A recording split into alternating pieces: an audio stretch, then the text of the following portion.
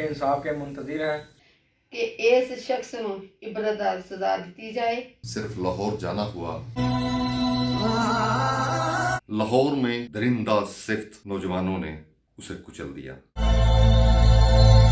वज़ीर-ए-आला पंजाब और आईजी पंजाब साहब से मेरी ये गुजारिश है कि जब बेटी को गुस्ल दिया गया तो उसके जिस्म के ऊपर तशद्दुद के निशान थे। लाल सुर्ख होया जी, उन्हें बड़ा तशद्दुद कीता वे, इन्होंने ਇਹਦੇ ਨਾਲ बड़ा जुल्म कीता वे, ਮੈਨੂੰ इंसाफ चाहिए वे। वज़ीर आला पंजाब उस्मान बुज़दार आईजी पंजाब से दरख्वास्त है कि ऐसे दरिंदों को ज़रूर सज़ा दें, उनका साथ दें, उन वर्षा का जिनके घर में मैयत पड़ी होती है, जिनका कोई दुनिया से चला जाता है, ये नुकसान उनका होता है, दूसरे बातें ही करते हैं। आज जब मैं इनके घर आया तो मेरी अपनी आंखें भीग गईं कि कितना वो सफा कातिल था जिसने इतना बड़ा जुल्म किया।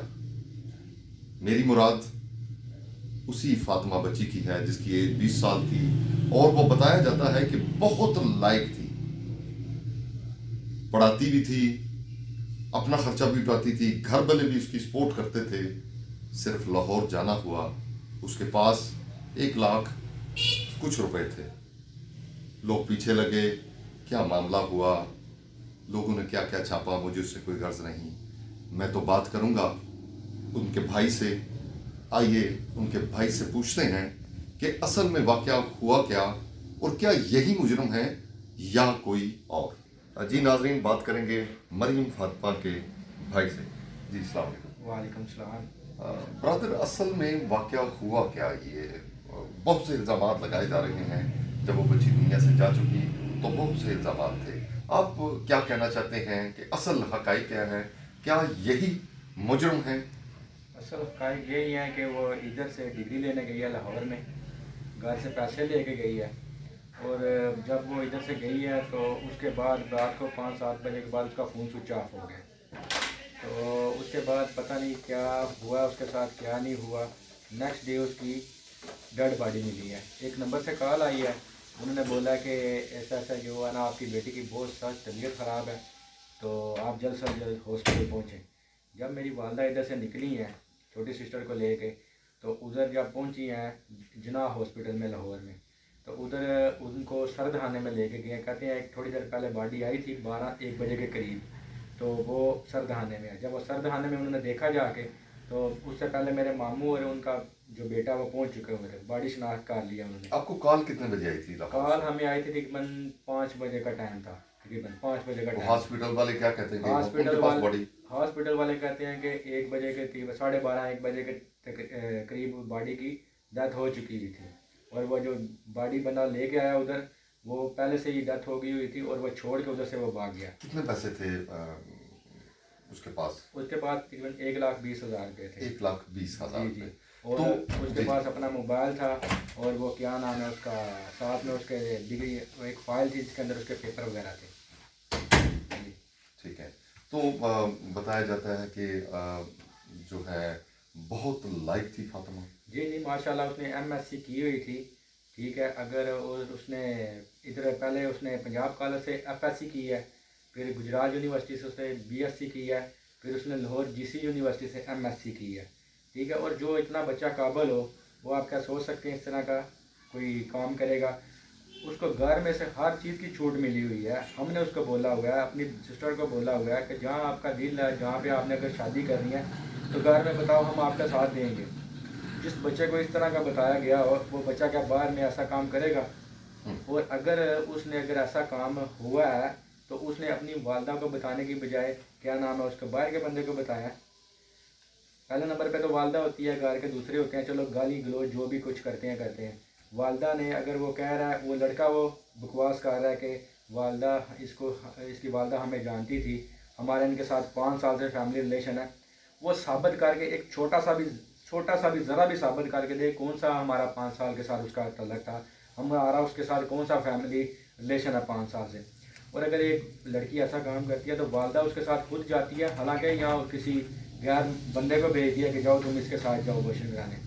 या जितनी भी बात कर रहा है, जितनी भी वो बातें बना रहा है, वो सिर्फ इसलिए बना रहा है कि ताकि वो दो तरफा तलक ज़ाहिर करके सिर्फ वो इस केस से बच सके।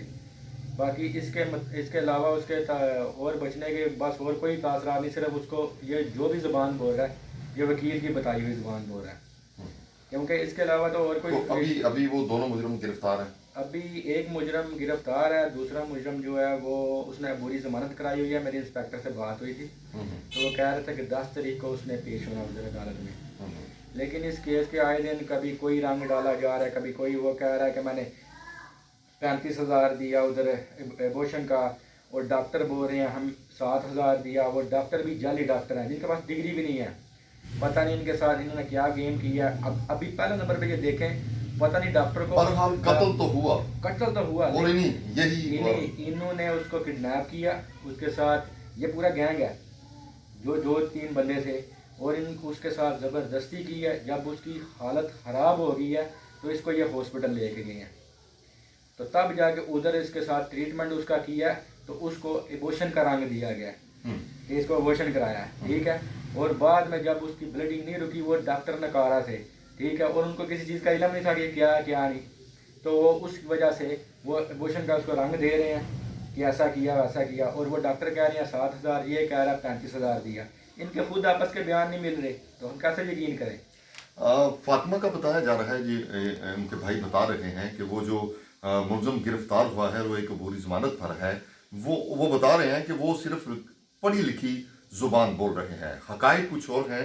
क्योंकि वो बच्ची जो इतनी ज़्यादा लायक थी और इतनी पढ़ी लिखी, और ख़ुद उसके वालिदैन ने, उनके भाइयों ने, बहनों ने उसको इजाज़त दे रखी थी कि आप जितना मर्जी चाहे पढ़ें, अगर कल को आपको कोई बच्चा पसंद आ भी जाता है, कोई क्लास फेलो आ जाता है, तो बेटे आप हमें बताना, हम आपकी शादी कर देंगे। जब इतनी छूट एक बेटी को दी जाए तो मेरा नहीं ख्याल कि वो गलत लाइन पर चढ़ जाए।